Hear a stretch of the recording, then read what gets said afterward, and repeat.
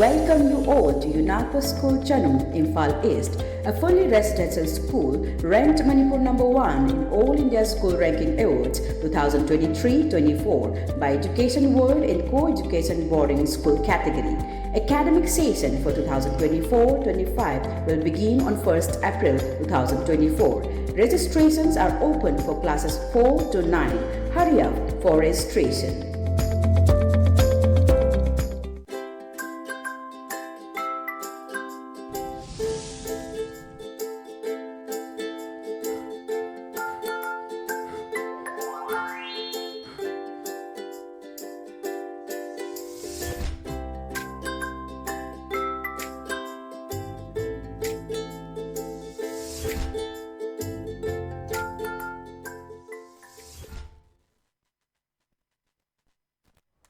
Good afternoon, ELITETV ki test of cartoon mahau ming tabi so amatran mokchari maru nang si imfala pungu pau sesengki cartoon singda cartoonist na kari hanang niba kari phunong niba kari kalan niba habdo emiam thamjage amda lokhusage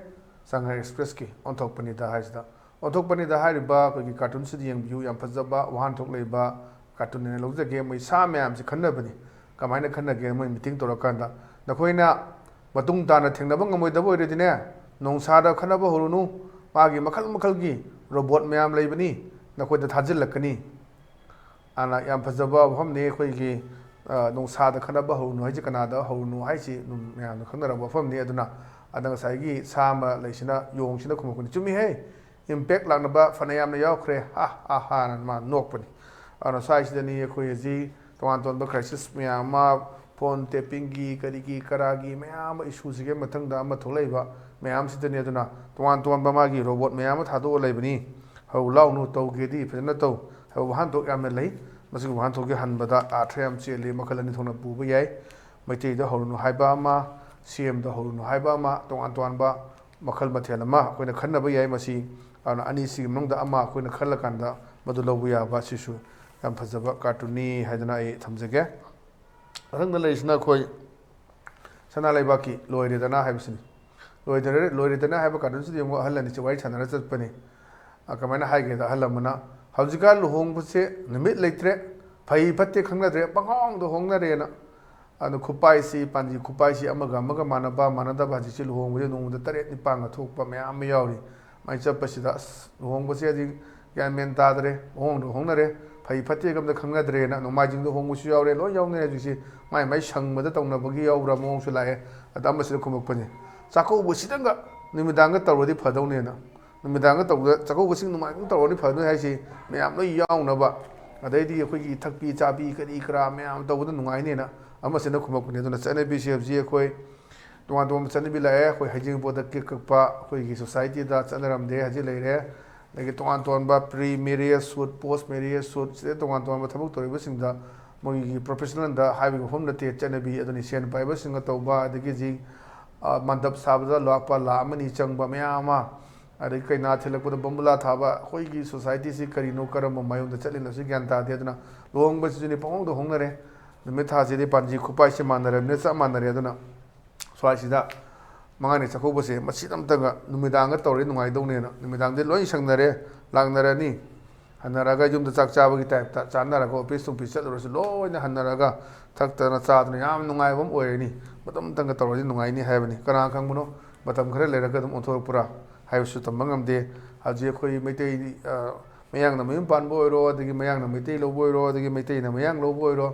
माइ संग संग मतम the खोइ reception Geim पाक्तोक्तना थंबा मयाम दुनी अदुना सुमसिदा खोइ changes मयाम लापदुगी पेनदबो खोलाव अम खक सगी cartoonist थमकपनी हाइदना ai thamjage mathang da leisna khoi pongna phamgi balo he duni balo he sida khoi nupi ani ni khara mi chanbo oidoni cha ba thakpa adagi cha thaktana bora cha leiba senni adaida hinchabi nangsu dumain tobro nangsu tobro na kaino tobro hangse kanda chari khai pende pothari khai nungai aduga aina khwai dagi tallibadi thabak shuba sinena ton ton ba hajik myam leire adabak sabak subum nungum leitaba adagi नुपाना फजना तानसलगा चाबा अदगी मोइ सुबम नहुम लेतमिना खोइ मतम गाइथोगा Zumba the चतपा कई the चतपा मयाम चावी लोइ मक चतपि वफम नते खरगी अदगी संजा सेन पाइबा कांबु खरना मतम फंगदबगी चतपा मदुगी होइ छाजिल तौदा केम दा काइब लेते matau tamnarakpa adugi fashion namon lakpa si fai health care da aduga aduna tabuda khogi yumgi thaba inkhang no loina hondu okanda sona na jumba chalini adi sui tawini na haibigi adumba crisis mayama macha macha kharaga thulok tabsu natte ana mi singse makhan makhan lay na ngasai cartoonist u ni bai lekai di oiram yai natraga mi wari tabu bi yai natraga ma masa maga thengna ko yai ije suning daba yam laiba suning daba mi yam adum society lay charaga thaga nungaina mapuroi bana kanana pusalaga sel tan badi yaudaba adu sel tan bagi mahausi khangda lupa manga kamain tan ge se yam luwa poni dukan da pot leba chama tom da lupa 10 wat pada khoi kisu pot piroi adu lupa 10 pirum da sawana piroi kisu adu lupa man paisa ngakne chaleo mayam sing si adu swai sidani subam nombam hoduna leiba leitabagi awa mayam leiba kharana khoi nungai na chara thaga leiba adum bagi society masu haju urakpa phangba adani masagi cartoonist na seithara ganda o suma khoi society ju chara ga penjaba chari ngai nungai jaba pothari ngai nungai jaba suguma mayam leibra haina ji leibagi wafu makha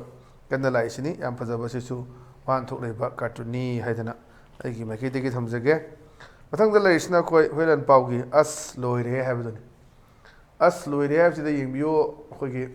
machana pasna phamungda phone melaga leibini aduga mana haisi kari haigana aisu sibaki da bamini na khoigi keypad warrior kaina khoi jainabdo social media da facebook da kari da mayama ka phamung pejulum na numaga facebook chida dum imale ba kitum da kathokpa imale mta nu siba saba mayama thokta su nate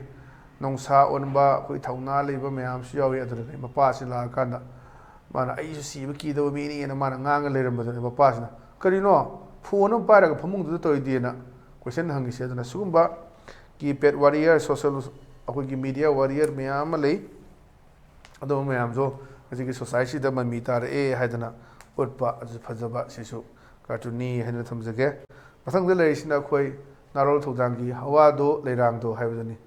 अदरिस देद लेसिदा restaurant no मै फमिदमनी पासिग न पिसिगा आइदा वरि सनरकनी कै हैन सरंग पासना अदुम हजिकान सिददी निसा सादे सि यामना हराउनैदन को नुपादा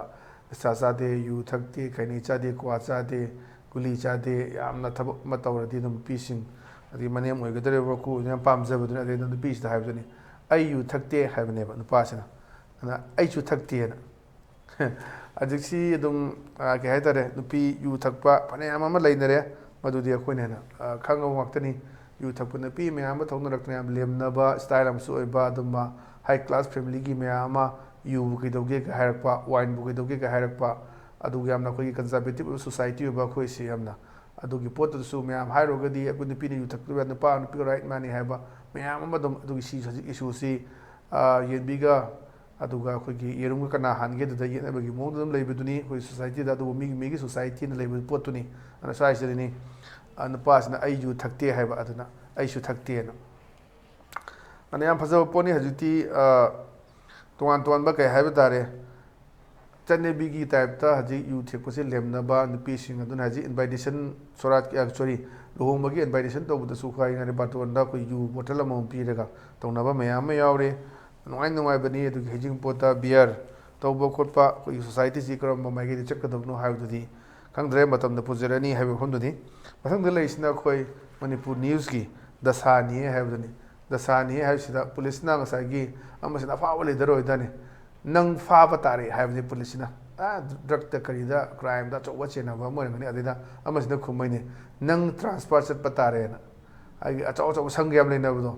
आइदे पुलिसना ngसाई moral लेरेना माजे फागे तौनी अमसना याम साथिने संग लेबा link लेबा अदुम कनेक्टेड ओइबा अचौ संग अदि चीफ मिनिस्टर करी क्रा लिंक लेबो ओइदने अदिदा नंग ट्रांसफर चटप तारे याम फजबा अनिगी मुकनबनी ana hoisi thokta nate dum thoini ji ton ton ba kitang ga torubuda magi mayok ta ga police na ga torubusidi kot aga langa ga jidi haidi panga di kot aga langmaga thamba ya do mandre ado chingda langba ga ji chingda transfer sabasi pangsa to mandre aji lai film sina dun transfer posting ki order se khara lep to mali na waidi kitang torokpada ai gi against wa ngangi masi adu tawena koi chingda kot aga langam bane do hajigi film study koi chingda kot aga langba do pak langdo mandre aduna असुमगी वजाव ठेक्टत नरकपदुनी अमना नंग फाब तारे हाइबनी अमसिना नंग transfer चप तारेना याम फजबा कोई society Chigi ओरि film सि उटपा फजबा कार्टूनी हैदना थमसगे Matang na leisna ko People's Chronicle gini, People's Chronicle gi Witty Wednesday na. Sida nga sagi mayam mamang sida wa ngang bani. Daga sagi leaders kana oidu no dum khangani man ba dum hair si ada haini. You know, all these developments just uncountable. Pakhali ba thabak thorom mayam sing se, sago thorangi thabak mayam sing se, just masing thiba ngamdara leirabani. Masing kham thing ngamdara uncountable orbani. Right, Chumiko? And all the issues at the moment are fallout of past government. Aduga, how do they riba kung thingnariba, thingnariba problem samesa mayam sidi, mamangi sakaduna, soram badagi, mun torom bading actane and law dunia duna. Faisida kanana ngangi ge hai to di hando di quick with the ngangi belay, Matuakana masak mang palrogadimu, kaki toge kind of higher pushaduna. Mayam kalakanda, how do they riba situation, the Karino, Karambakanda, Kuda, Manipur, peace lakadage. Peace restore to the Jahibagam de, Chief Minister and Suhaire, among the Quickie, Casada Pangda Torom da Quickie, Lan Sikaram Galush with the gauge coming there, when he put to guide the one of Putim, taking a batavani, had another. However, Sikanano has a action, high of whom Salayadana. Sigumbagi issued to me, lay said the base or Kanda, Masaki cartoonist Tamapani, have home Tamzage, on a Sigidi, along by ELITETV, Test of cartoon Mahao. Matang sa election jere meng tabiru singbomo kana khoram de bolona kanin da bethang jeri pinebes.